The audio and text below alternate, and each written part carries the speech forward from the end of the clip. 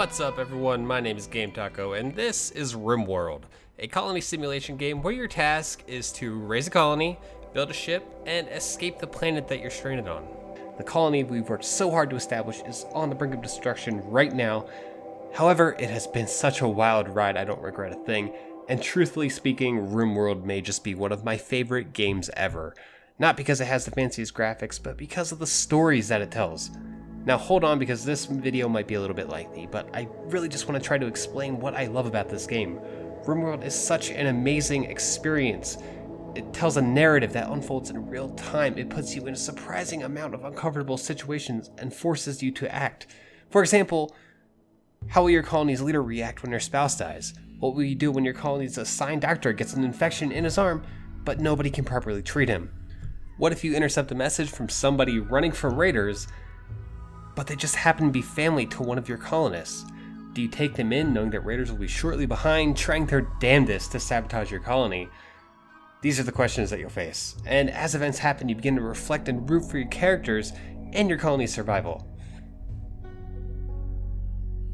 Now, you don't control your colonists directly. It's kind of weird at first, but think of it like Prison Architect, where you plot tasks for your colonists to complete, and then you can set the priorities for what they should do first. Admittedly, there is a ton of micromanagement in Rimworld, but I love it.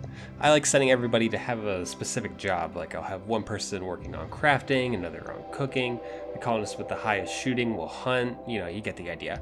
And as they go about their tasks, unpredictable events will pop up.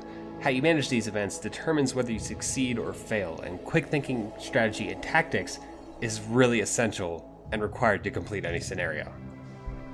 At the beginning, it's literally just you and a handful of colonists as you try to make it to the next day. The overarching goal is to escape the planet, but to do that you need to research technologies and gather enough resources to make a ship. This includes things like setting up a power grid for electricity, crafting machining tables, trading with other groups for precious metals, and of course, establishing defenses so you don't lose everything when raiders come to pay you a visit. Rimworld forgoes a traditional single-player campaign in favor of a customizable scenario run by a storyteller. The storytellers have their own progression of events. For example, Cassandra gets progressively harder, while Randy Random just kind of throws whatever he wants at you. One aspect that I really love about Rimworld is how it doesn't hold your hand or say things are off limits. I won't say it leaves you clueless, but rather it slowly introduces you to game mechanics in a way that you can adapt and experiment. And although I can almost guarantee you that your first 10 colonies will start and fail in some utterly humiliating chain of events that you couldn't have possibly predicted, more on that later, but you learn very quickly what you need to do to survive. There's plenty of experimentation here, and the processes that work for you will be used in future encounters where you just might make it a little bit further, where your colony will survive just another week, month, year, or even just a day. Rimworld takes that learn through failure and it perfects it. So I was playing and I got a notification that killer elephants were assaulting my base. So I did the smart thing and I walled myself in. I restricted everybody inside. But unfortunately, I had tribal neighbors that were coming to pay me a visit, and one of which was the brother to one of my colonists. So here we go. We have a family member from one of my colonists walking into an extremely dangerous situation, these manhunting elephants. And I just didn't know what to do. Like, do I tear down my wall and I let them in, but potentially get destroyed by raging elephants in the process? Pro tip, everyone, elephants are nothing to mess around with in this game. My tribal neighbors were dead or dying before they even got close to my walls. Now, every colony in Rimworld will face these really extreme challenges, but they're never so insurmountable that there's no hope. Sometimes your colony will be wiped clean, save for 2 colonists, and they really have to work to rebuild, but it's possible. It forces you to make sacrifices. It forces you to think of past events and what you need to do just to see another sunrise. For example, say one of your colonists has an infection in their leg. You're out of medicine. Do you sit there and hope they overcome it? Or do you make the choice to amputate their leg and give them a peg leg instead, saving their life, but ultimately making them slower? Or maybe amputating would be the best solution so that you could eventually replace it with a bionic leg from a nearby trade ship. There are a ton of events in this game, and all of them present their own unique challenges. Just a few that I've encountered are toxic fallout that restricts you to stay indoors, and it also kills all of your crops that are outside, and it also kills all the wildlife, just so you're aware. There are eclipses that temporarily make your solar panels useless. There's raiders that come in and kidnap your colonists. And there's even herd of manhunting animals like panthers and elephants that I already mentioned. Of course, there are positive events such as your colonists getting married and drop pods coming down from space and crashing, which usually have very, very useful supplies. And these are the events that really give your colony hope and the will to live. Now, I don't really have too many qualms with Rimworld. One thing that's kind of annoying is the mental break threshold. Your colonists can get very sad, understandably. They are on an alien planet. And usually when they're at their breaking point, they'll go berserk and they'll try to punch everyone unconscious. In tough times, this can be absolutely devastating.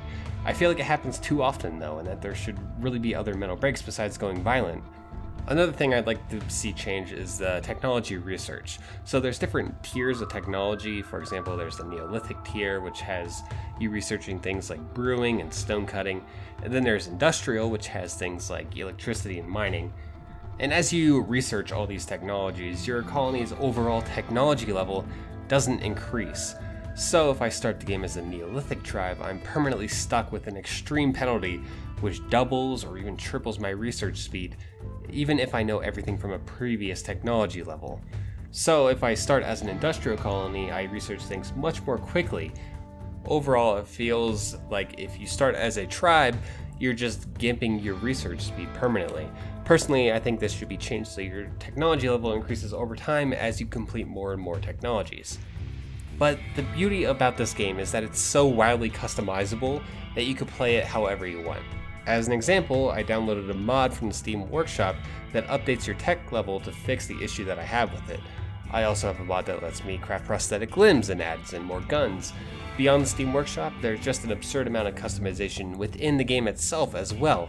You can modify different variables about any scenario. What I tend to do is lower the mental break threshold so it's less likely for my colonists to go berserk, but I could also do things to give me certain animals, items, colonists, or even technologies to make it a more unique experience or give certain challenges.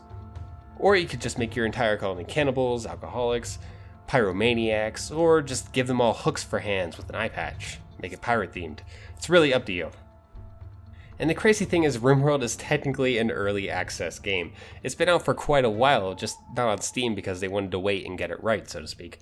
Now this is a great example of how early access and games in development should be marketed. As far as I'm concerned, this game could be released tomorrow, and I would be extremely happy with the final product. It's positively one of the best games to release on Steam this year. Between Rimworld and Stardew Valley, there are just a bunch of really awesome indie titles lately, and I'm so glad that they're getting the attention that they deserve. I highly recommend this game. It's a game that can only be described as a labor of love from its developer. It's so deeply engrossing and thought-provoking, yet it offers the freedom to play the game and modify it however you want.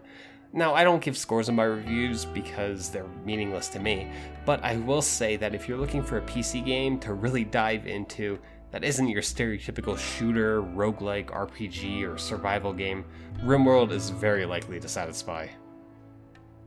Now I know this is kind of lengthy for a review, but thank you so much for sticking through it, everyone. If you're looking for some more in-depth videos on game mechanics, I suggest watching Fosie's video on top 10 shittiest game mechanics in otherwise awesome games.